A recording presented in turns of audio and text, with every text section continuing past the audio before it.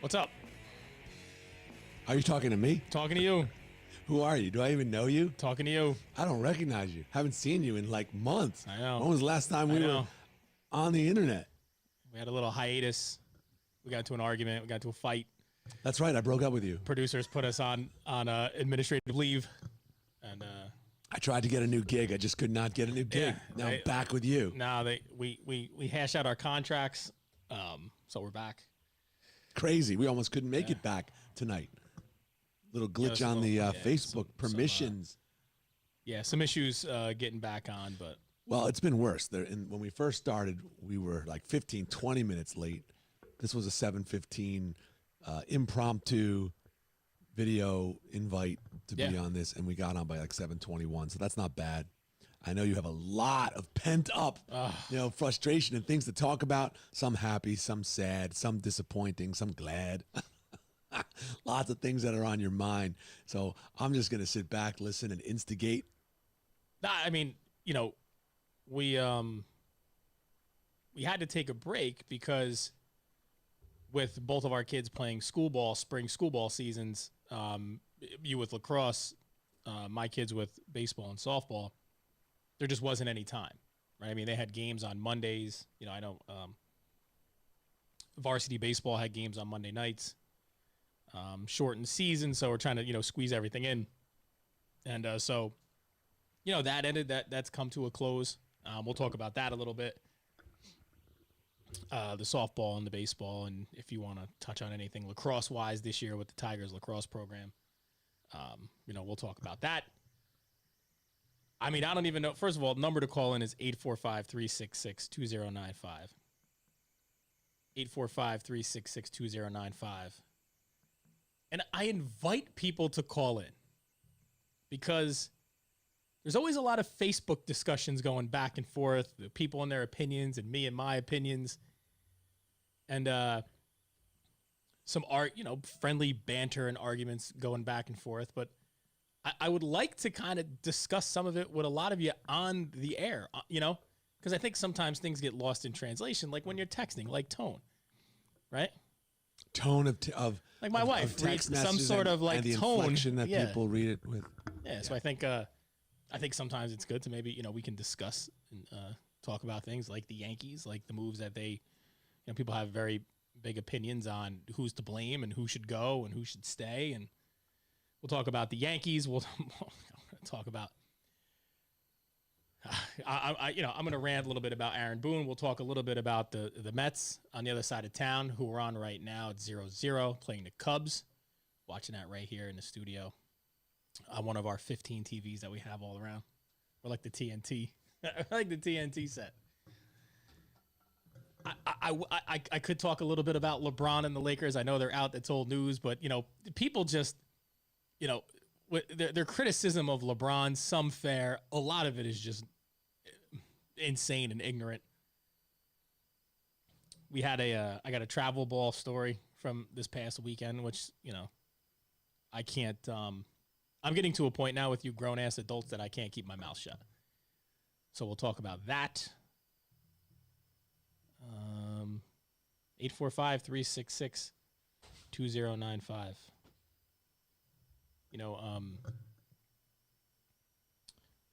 I got my new hat here. My new Upstate Original New York hat. Bigger, brighter logo. Looks good on me. Very few hats look good on me. This one kind of does. So, what do you have to talk about, Kenny? Yeah, I mean, you got anything you want to? Is there anything bothering you? I know we had a discussion downstairs. Somebody said we should talk about emails. No, now all of a sudden, I have a topic. Now all of a sudden people are worried about emails. Look, I have a topic that we talked about in public, and now we can talk about it in greater public. So if you want me to talk about that now, I think that'd be fantastic. And it involves something that's common to parents, friends, and family throughout sports as fans. And what I have been experiencing and what you have been experiencing throughout sports with our kids since they were 8 is the way in which fans speak to the umpires or referees during their kids' sports matches, and as well as when going to professional sports, and the way in which people interact with the referees and the umpires.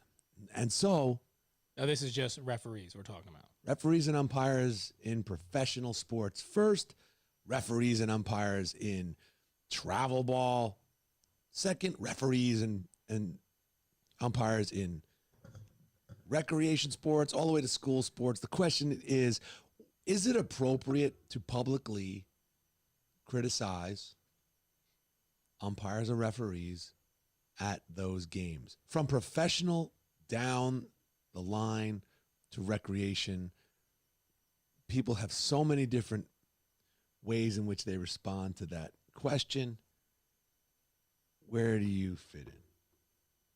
I mean, if we're talking about, I mean, I've seen, all right. It's a loaded question. It's a loaded question. So I've seen a lot, or I've heard a lot of nasty things said to umpires and referees, from the fans, from the bleachers, and from coaches, things that are just uncalled for. There's a, I mean, if you're talking about, come on, Blue. That's not a problem, right? It's when you start to get really malicious with your intent, and you're constantly berating an umpire, and especially when you think you had a raw deal against your own child. I think parents really, really tend to go overboard. And my actual travel story actually kind of touches on this a little bit from this weekend, where there's 2 times that I actually had to yell at another grown adult. Not the umpire. I actually had to call out grown-ass men for acting like children at a 12U softball game. I mean, what's too much? We were over at the coffee house together, and the individual in the coffee house said it's too much if they say anything. Yeah, but I mean, as if we're supposed to sit as if we're in the library like and not say anything. So I guess you have to start with the premise of, is it okay at a game to be critical of an umpire or referee? Yes or no? And then you can gauge the extent to which you can be critical. I think it's okay to be critical in the moment when you have a snap reaction, when there's a call at first base, and they're like, "Oh, Blue, she was safe," or "Oh man, she was out." That's a gut. That's an instinct. That's an instant reaction. When you start yelling things like, "You're a disgrace. You're a disgrace. You should never ump again. You're for the other team," like especially at youth tournaments and stuff like that, it gets really out of control. That's where you kind of have to draw the line. I think also what happens is parents really get so involved in this game, and then, players hear that shit, right? Like kids hear that stuff being said when it's constantly, against the umpire, and the parents are constantly against the umpire. "Oh, you blew that call. You're doing this. You're doing that. You're doing this. You're doing that." Kids hear that, and it basically creates an excuse sometimes for things that they don't do right. You follow what I'm saying? I do. I'm following. I'm picking up what you're putting down. What I'm saying? Right? So it's almost like then, I know a lot of kids will probably get in the car and parents will say, "Oh, that umpire was terrible."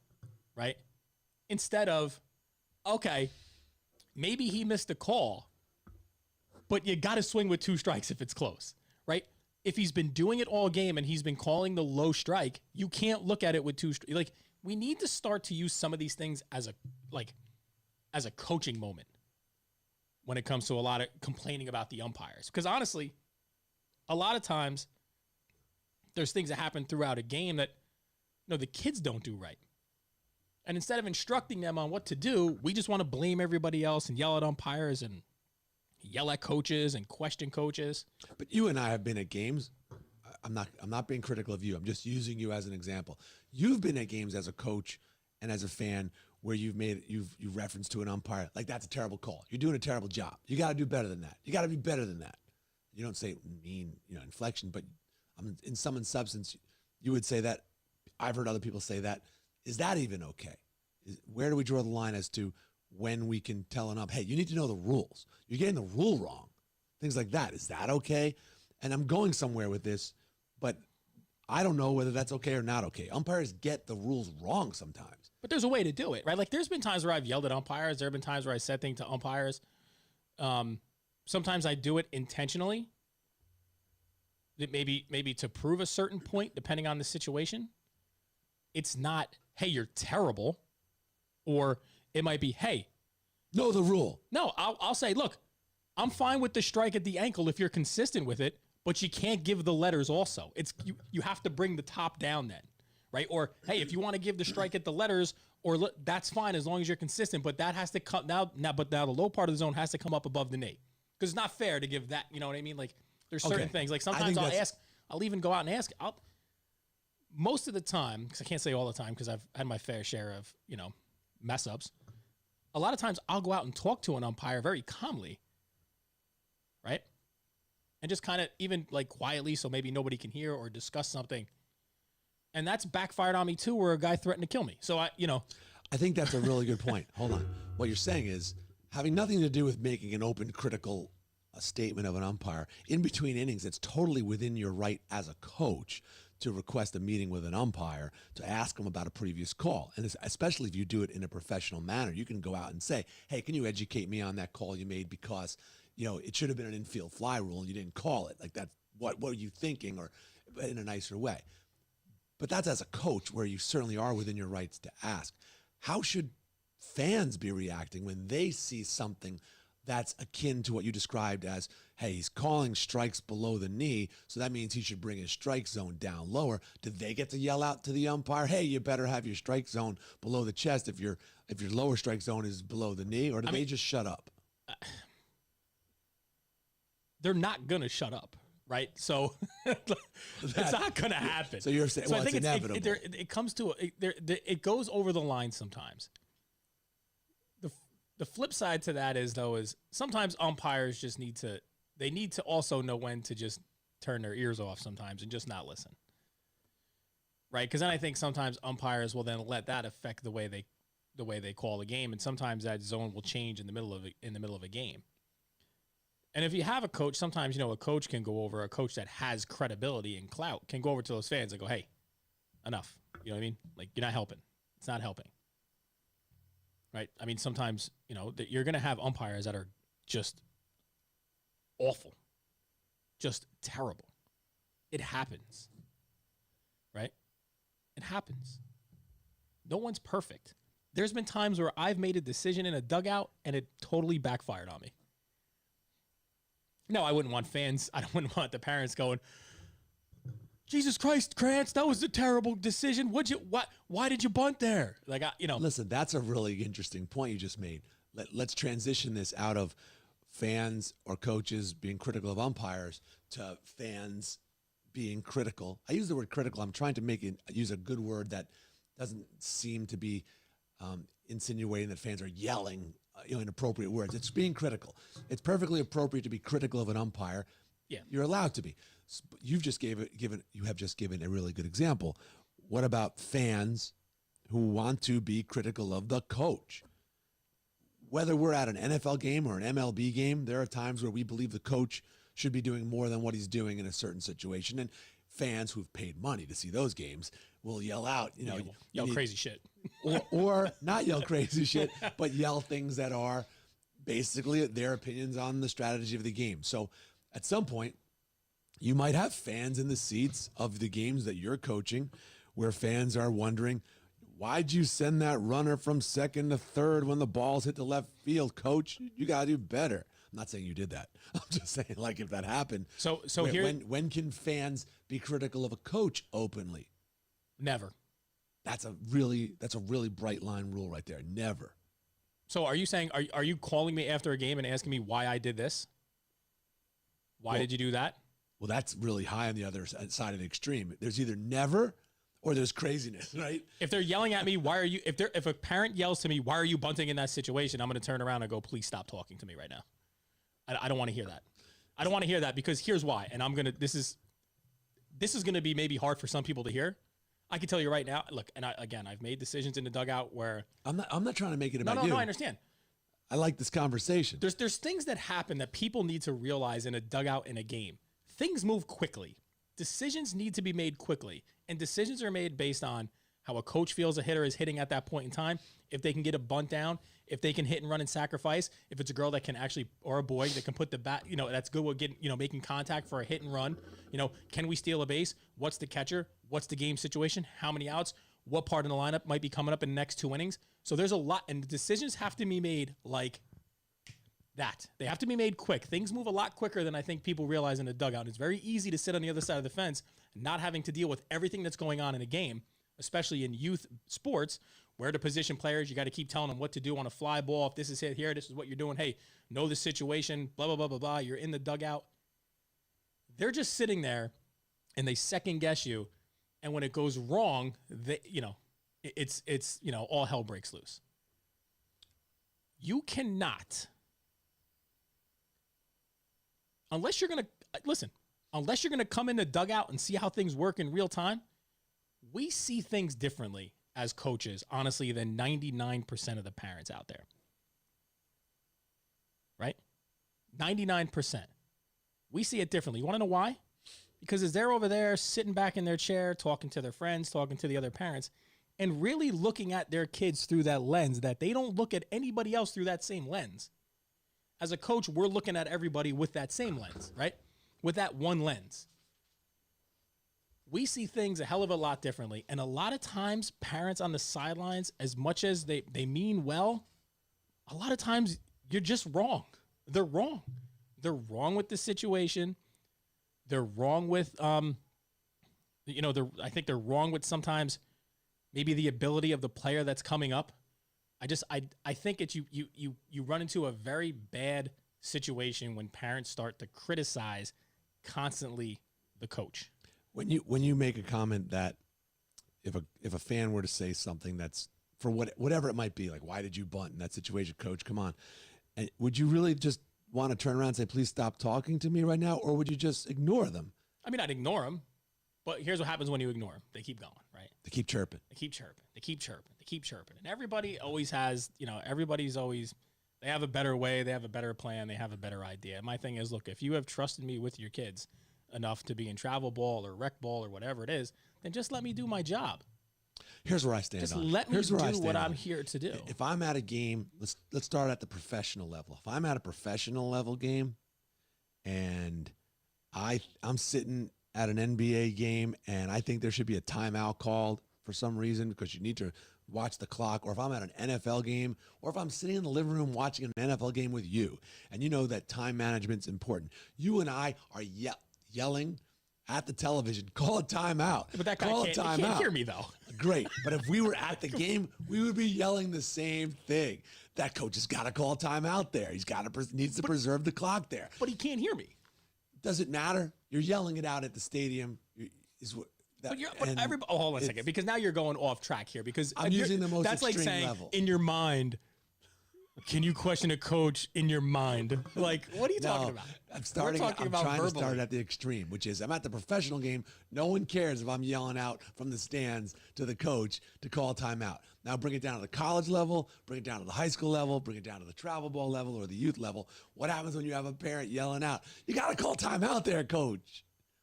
What happens then? That's the same thing as saying, coach, what are you bunting for there? So that parent needs to just shut up.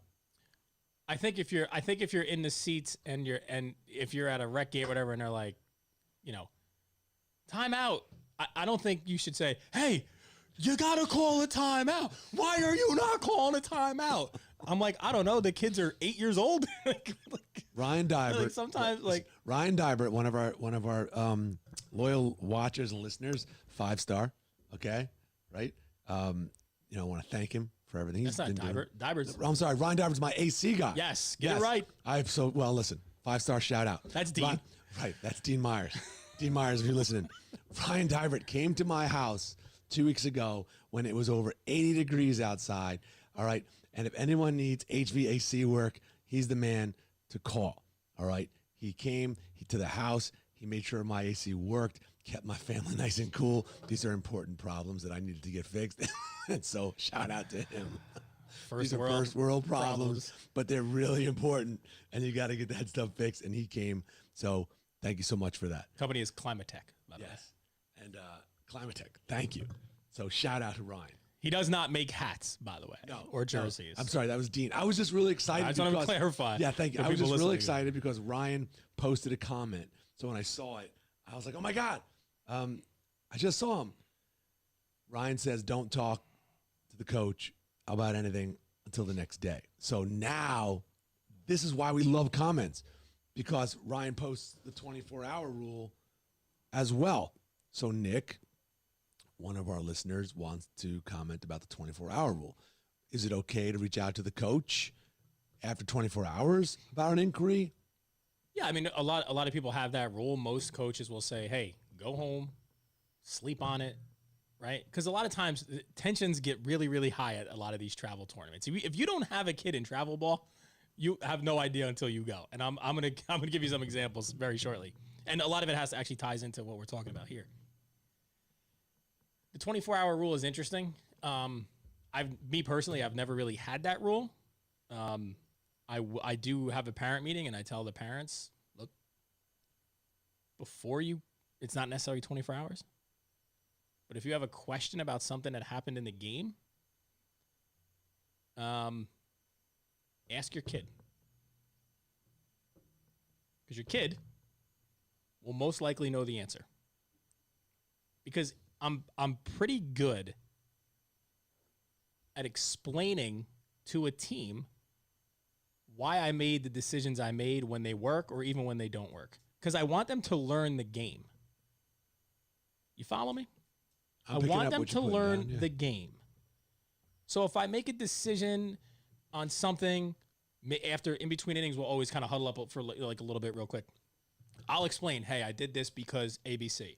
I did this because XYZ. Like this is the reason why I did that. It worked out or it didn't work out. I'm very big on communicating a lot of things with the players. After a game, I'll discuss plays. If it's because of playing time, again, ask little Johnny, because little Johnny's going to know the answer why it was taken out. It could be just because we were trying to get other kids in. It could have been disciplinary. But I'm going to ask you, if you come to me and ask me, I'm going to ask you, the first thing I'm going to say is, did you talk to little Timmy, little Sally, little Susie? Because they're going to know the answer. If you're not happy with that answer, then by all means, come to me. We can have a conversation. Because I don't have a problem having that conversation with a parent, right? I think my computer just died, Kenny. So anyway, yeah. It died. You need to plug it in.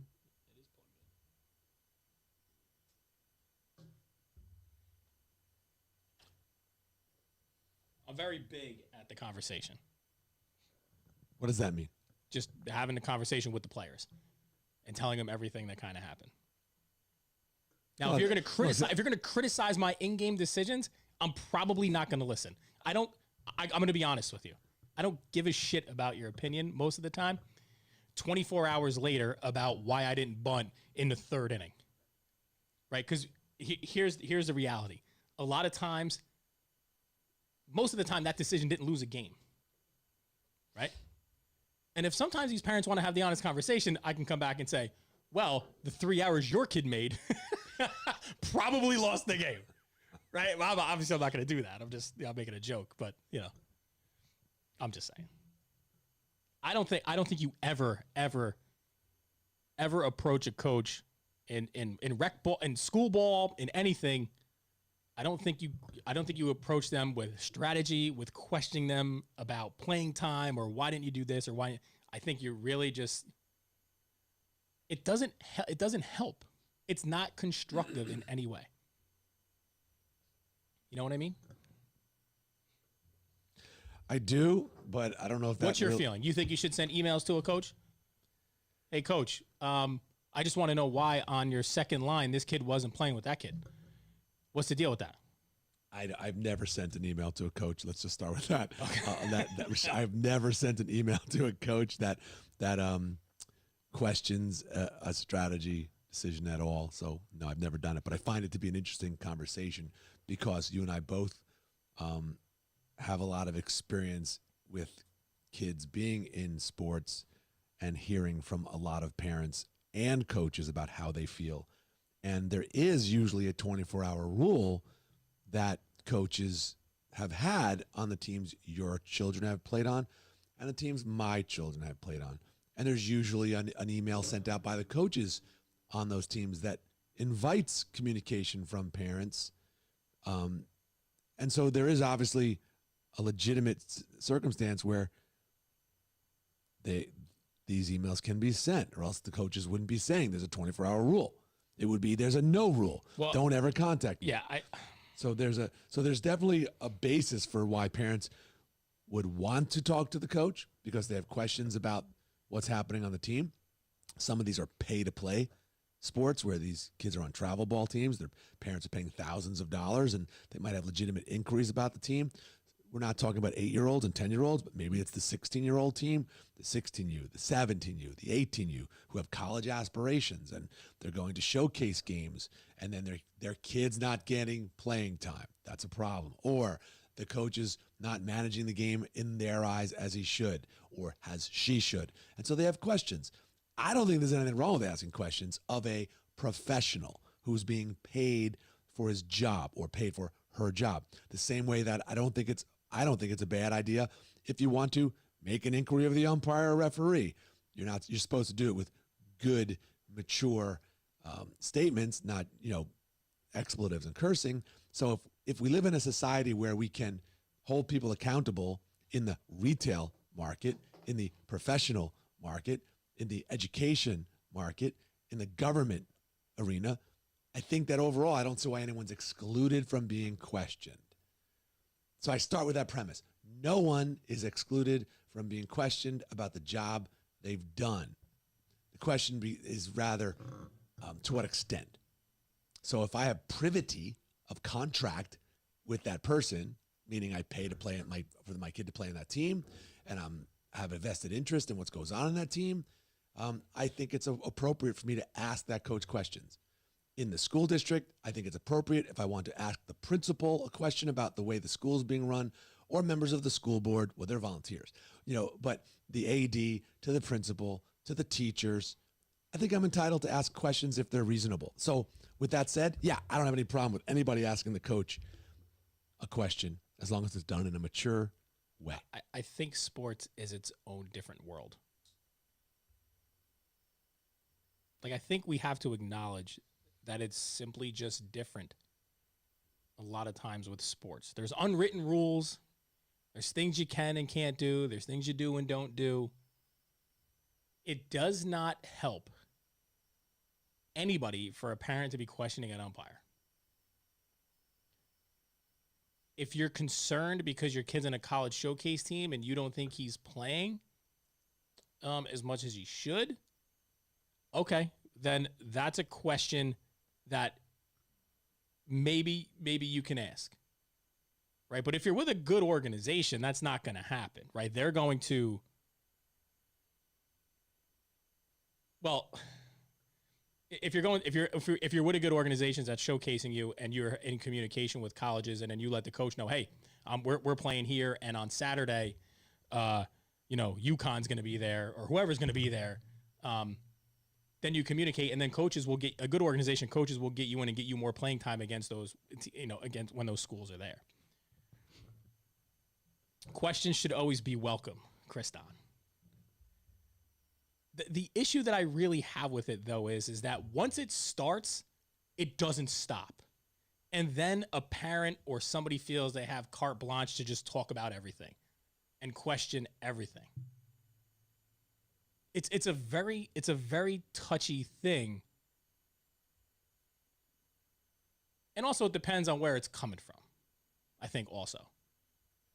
I think if you're somebody who's, it's habitual, it's constant, you're always on a coach, you're always on somebody, it becomes very hard for you to then reach out and ask a question. I think it becomes difficult. I just think you kind of open it up to, a coach starts to, once they open that can of worms or Pandora's box, it's very difficult to close, right? Precedent has to be set early on. There's a fine line. There's a very fine line, I believe. Yeah, I think this was a good topic. Phone number 845-366-2095. I mean, give us a call. We have things. We have things that are yelled. I can't even. So here's what. And this is the problem. It's never. And don't. It's the issue. Is never, rarely ever the kids. You know what the issue is? The issue is it's almost always the parents. It's usually something said from somewhere, and you're like, give you a perfect example. We're playing in a softball tournament this weekend. We're playing a team. We're in the field. A pop-up goes straight up in the air. Our catcher goes, whatever, like pop-up, catcher goes after it. The coach in the other dugout goes, it's out of play. The ball was not out of play. It landed inside the fence. I have one of those moments where I kind of lose it for a second, right? I walk out of the fence and I yell, I said to the catcher, I go, hey, you don't listen to anything those people say over there. You go after the ball. Don't worry about it. And I go, why is it okay for another coach to yell it's out of play to a 12-year-old during a game so they don't go after the ball to catch it? Do you think he really believed it was in play? It went straight in the air. You can't. That is the equivalent. That is the equivalent of me. Okay. So your team's in the field. I'm coaching against you. Pop up. Oh, it's bad. I just didn't know if you think, are you going to give him the benefit of the doubt? Or do you really believe he was intentionally trying to fool your player? They do it all the time. Like, isn't that what A-Rod did when he was playing? He and it was said, Bush League, I got it. It was Bush League at that level. Yeah. These are 12-year-old kids. Yeah, you shouldn't be saying, I got it as a base runner. This ball goes up into the air. I mean, that's the ball goes up in the air, and he goes, it's out of play. Meanwhile, it's not out of play. I go, and I yell, I go, that's the equivalent of a ball going up to in the middle infield and me standing there yelling, I got it, while your two 12-year-old girls are trying to converge and make a play. Look, I think the difference here is that you're finding the examples of poor sportsmanship or inappropriate comments by some parents, but it bleeds into. And you said it's rarely the player, it's most usually the parent who's saying something. I think that goes without saying. That's common sense. It's everyone, I think, would agree that the people sitting in the bleachers are the fans, and the fans are generally the parents. Mm-hmm. So if there's someone that's going to be saying something, the common denominator is going to be, it's a parent. There's going to be a certain percentage of those comments that are inappropriate, ruining it for everyone who might have an appropriate concern. And I think we're on the same page that there might be some appropriate things that can be addressed with a coach. For example, the showcase example, if someone's coming from Penn State, I forgot what school you mentioned. So at least there's some gap here that can be bridged. Because when we started this conversation, the word was, hold on, when we started this conversation, the first word, the gut reaction you had as to when someone can contact or be critical of a coach. This is the lawyer in you. This is the lawyer in you. Like there's a jury sitting there and you just go, oh, there is that little bit of a doubt. There's Mom. It's not my intention to cross-examine. I think this is a great conversation. Never. What's great about this presentation this evening is that you started with never. And through good conversation and debate, it's no longer never. There's a slim opportunity, a small window of opportunity, which I think is really important to recognize. And you do. But now you're tying in something different, right? You were talking about just playing before it was playing time. Now we're getting into a college showcase team and your playing time at showcases where honestly, that probably really doesn't even happen. You don't even need to have that discussion because college showcases, everybody plays. I didn't mean to insinuate that it's only about playing time of your kid. That's one of the worst reasons to contact a coach, I think, is to question the playing time of your kid. But it still might be appropriate under certain limited circumstances. So the good thing I feel here is that there is an open mind by both of us that there are at least some circumstances where it's okay for a parent to reach out to a coach. There's like one.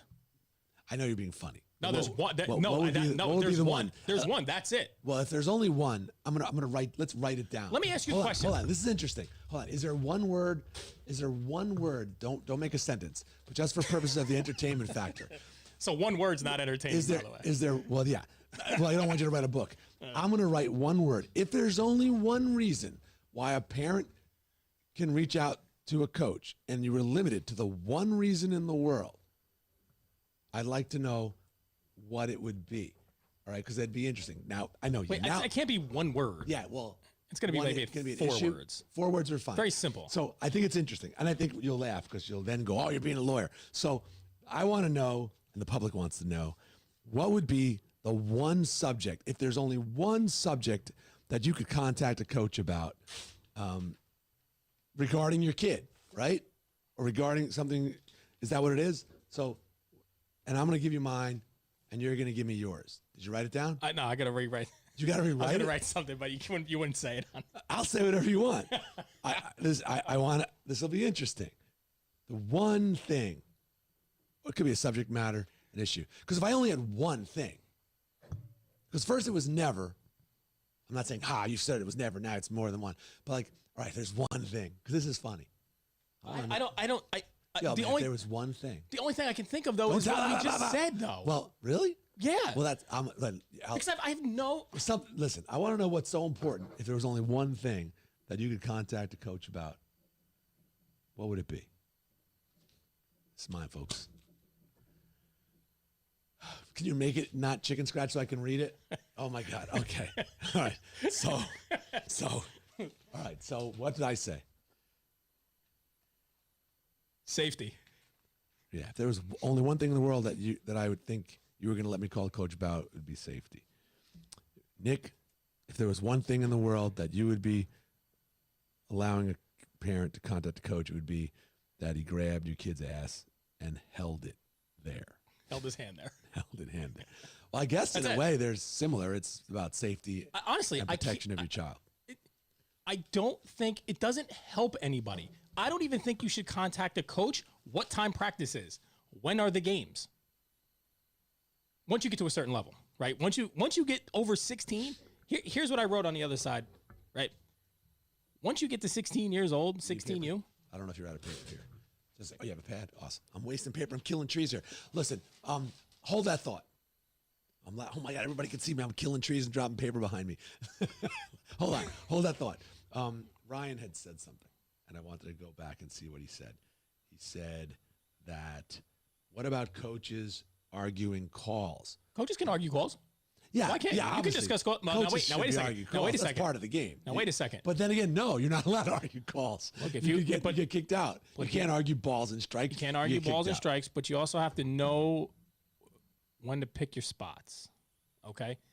If I'm a head coach, I generally get the first names of the umpires, and I'll write them down in the scorebook, or I'll try to keep a note of it. Because then when I need to go out and question the umpire, and let's say the umpire's name is Kenny, when I go out, I'm like, time. And I'll go, Hey, Kenny. Kenny, come here. What? Tell me how you saw it, Kenny. Now he'll start to explain how he saw it. You cannot imagine the way the other fan base reacts because they now think we're friends, and I know you from somewhere. You know how many times those parents are, oh, look, they're friends. Oh, no wonder we're losing. He knows the umpire by his first name. Yeah, idiot. He tells you every time when you go to the plate and you have you talk about the ground rules. It gets, and then you get in their heads and then they get real crazy. And then I could imagine if I could quantify it or measure it, I bet you there's been a few games that have been won because coaches start to lose their minds when you call an umpire by the first name because he thinks you know him. I have no idea who the hell this guy is. Never met him before in my entire life. But that's what happens. Like they just get so crazy, right? And I'll give you an example. This is the other time I lost my mind. Well, every time you made a comment, we talked about it, Jody. Why don't you call the number? Actually, I just saw that. Mrs. Mazuka Fromson, we posted your comments earlier in the evening. We have to share and let other people have comments as well. But I'm really excited that you're listening because I had posted comments from you. Now here, actually, like coach needs to get his or her parents in check. That was posted.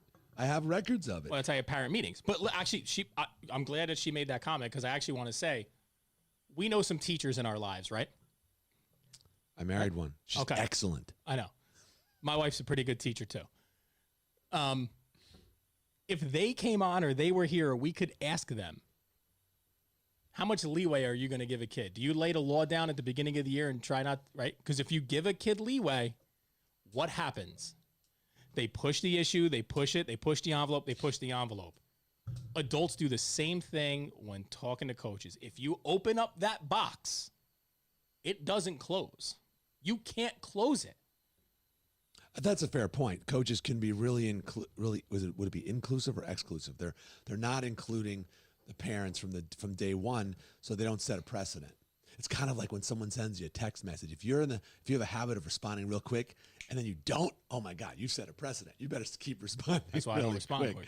Or emails. If you respond to your clients' emails or your parents' emails real fast, then they're like, hey man, you didn't respond to me. How long has it been? Oh, it's been 1 day, man. Yeah. Like we got other things to do.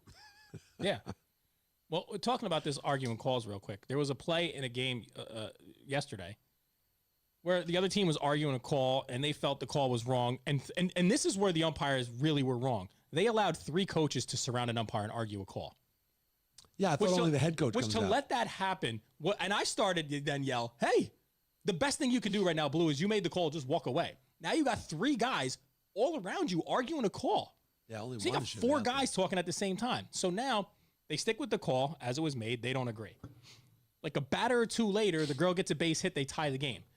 The coach in front of me, who's on the other side of the fence, starts yelling, yeah, that's karma. And he's yelling out into the field at the girls. That's karma. That's karma. So finally I go, dude, what are you talking about? What do you mean it's karma? What karma for what? Yeah, and he turns and he's this close to the fence. Yeah, that's karma. And he's pointing at me. And I'm like, dude, karma for what? I'm like this. I literally, Kenny, he's right here. Close to the microphone. And I'm going, karma for what? They're 12-year-old girls. Why are you yelling that's karma to them now that they're losing the game? I go, what is wrong with you? That's karma. I'm not even going to argue with you right now. That's karma. I go, idiot. It's not karma. It's karma for what? It's karma to the umpires. I go, no, it's not. Okay, so the ump made a bad call. You didn't agree with it. Girl gets a base hit. The game is tied. It's not even the same girl. Who's it karma against? Karma against the umpire would be you didn't like the call. Next pitch hits that umpire in the shin. That would be like karma, right? Karma is not yelling at 12-year-old girls in our third baseman's face that now the game is tied. That's karma.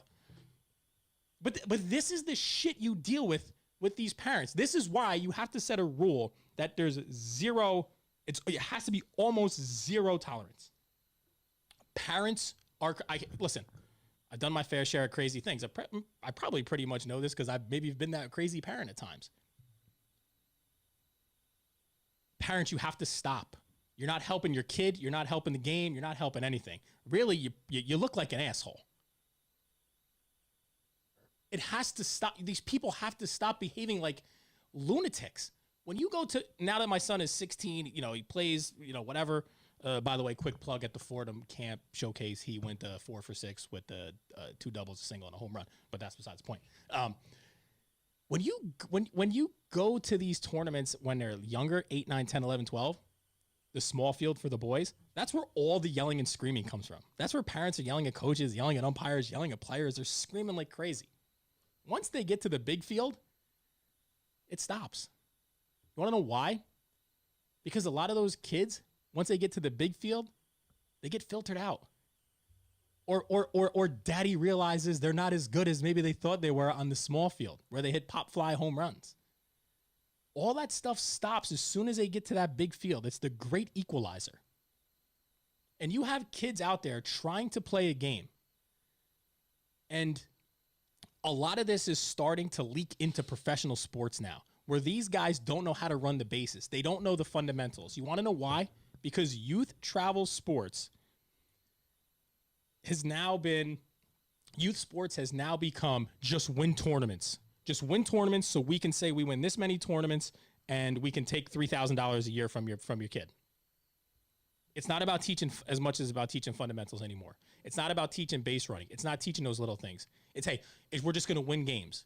I saw a post on Twitter. A guy was looking for 8-year-old players to join their nationally ranked 8U team. Nationally ranked at 8.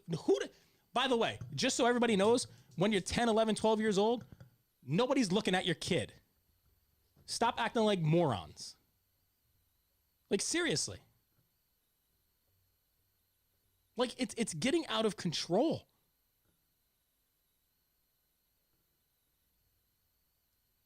So my life is going to be easier.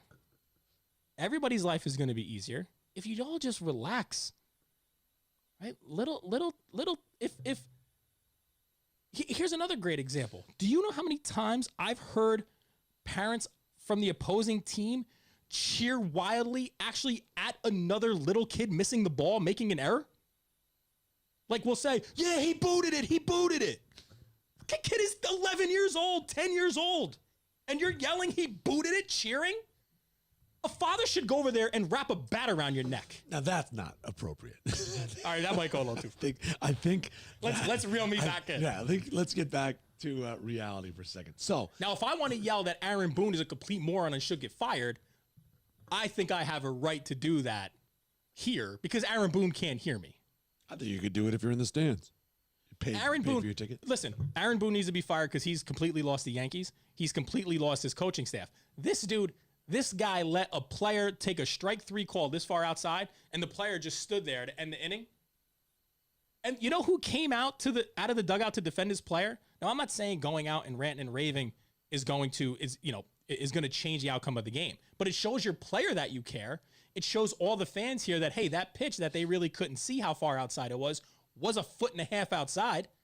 You got to stick up for your player in those moments. You know who came out of the dugout? Who? A guy who had COVID, lost 22 pounds, had a blood disease, and had an IV in his arm. Phil Nevin, the assistant coach, actually was in the clubhouse, saw it, yanked the IV out of his arm, went out, walked past Aaron Boone onto the field to yell at the umpire to defend his player. What was his position on the team? He's a third base coach. That's pretty cool. And then another coach got thrown out because he was yelling. Aaron Boone sat there and did absolutely nothing. But you don't know. What was the background story for Aaron Boone? What is it? I don't know, but There's you none, he don't sat know. there. You don't know. Remember you said people in the heat of the moment in the dugout don't know what, they're doing certain things and you don't know all the things that are going on. He just sat there. He might have been suffering from kidney stone pain and he just couldn't get up and walk. That's you. You just don't know. Look, I carried the show. I carried the show from 7:24 p.m. I'm done. I got nothing else. You can't be. I got nothing. You can't be as bad as Aaron Boone has been this year. And basically still have your job. This team is last in almost every statistical category. They're historically bad as a Yankees team. And I understand it comes down from the top. The Yankees are 1 game above 500. Aaron Boone has to go. Marcus Timms has to go, the hitting coach. There's no way you can be this historically bad. And I don't even so much I know everybody yells about Brian Cashman. Brian Cashman's got to go. Brian Cashman's got to go. Here's where I'll defend Brian Cashman.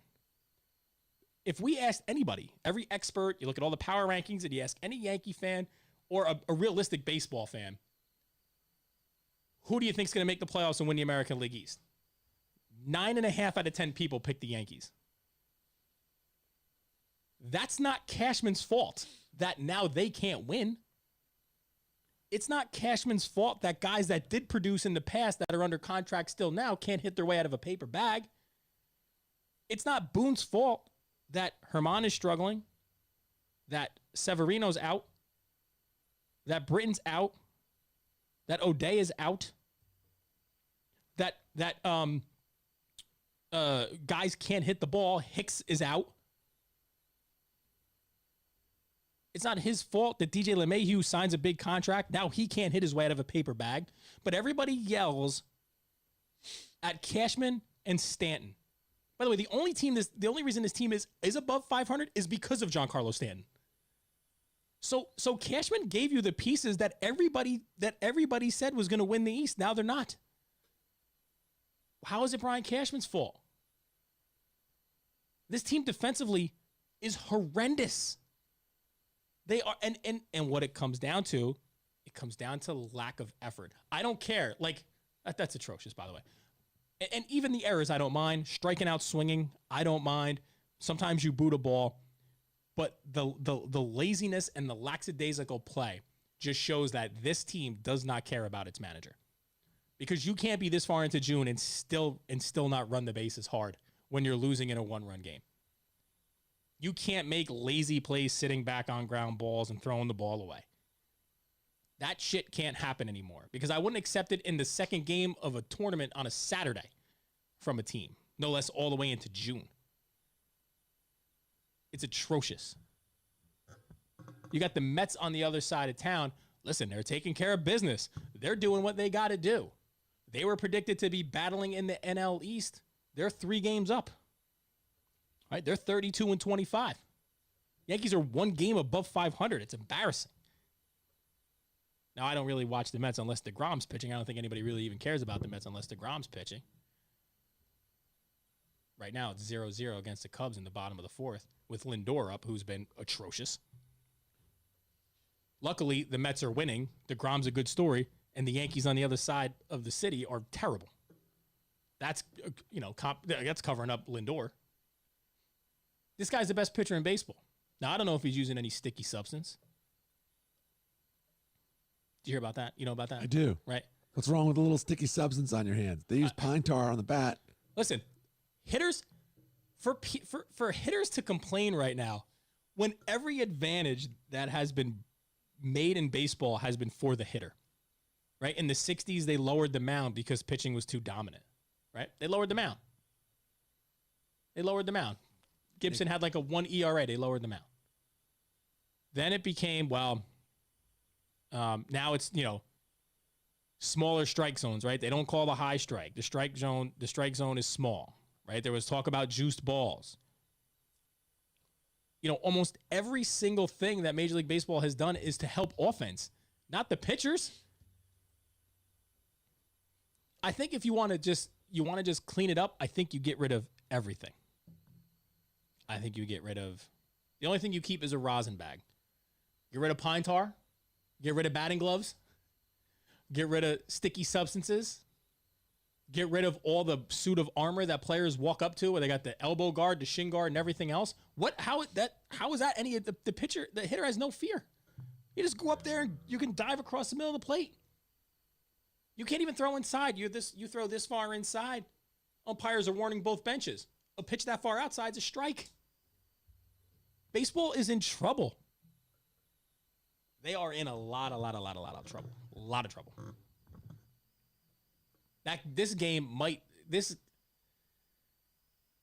don't know what's going to happen to baseball. I don't know who's watching baseball now. Kids don't watch baseball. They're borderline atrocious at marketing the game.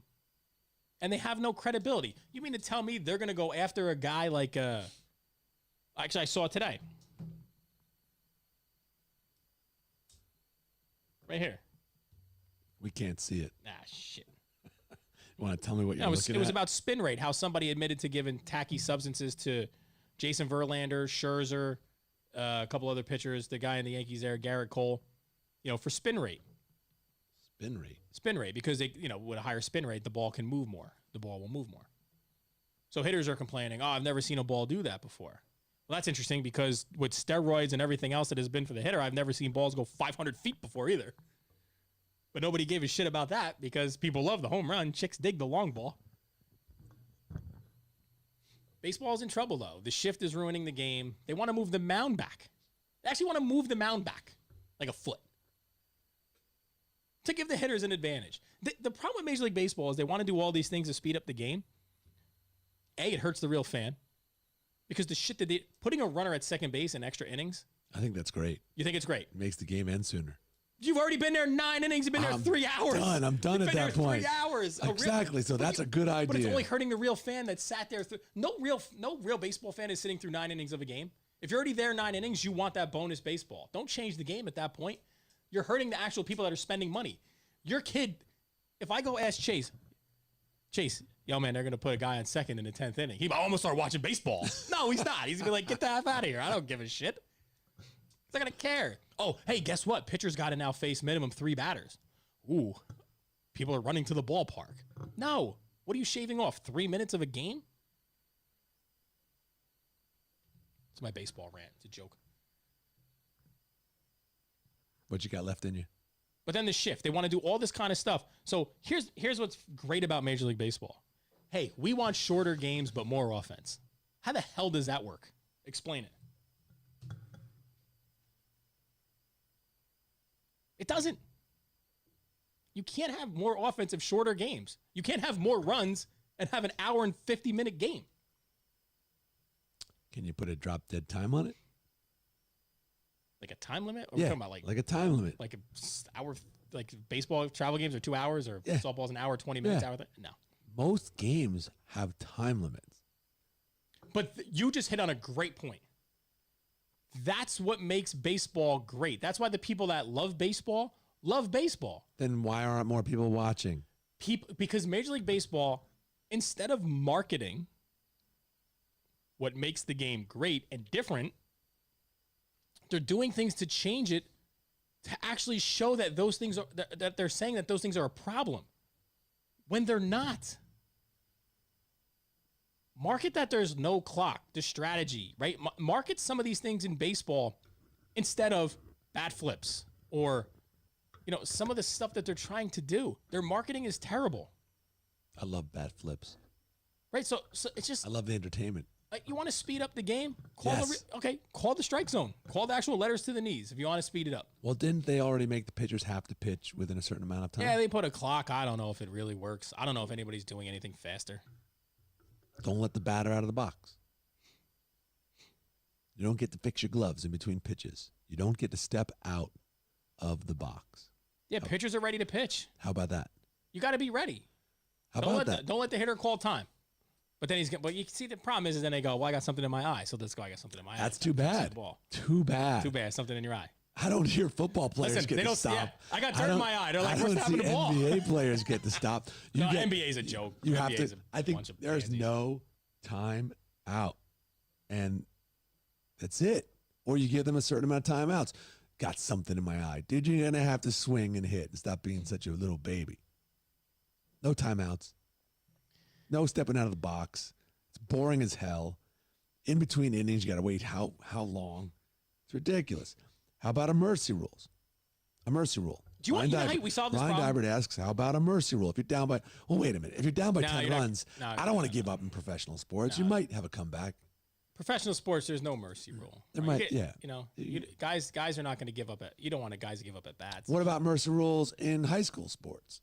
It was Yeah, interesting. you're gonna have mercy rules in high school. Yeah, in high school sports, in lacrosse, I learned this year that if you're up by 12 goals, they don't stop the clock in the second half. It just keeps going. Well, it's like any rec basketball, right? If you're up by 20, the clock, I don't know, usually it keeps running or some shit. I don't know.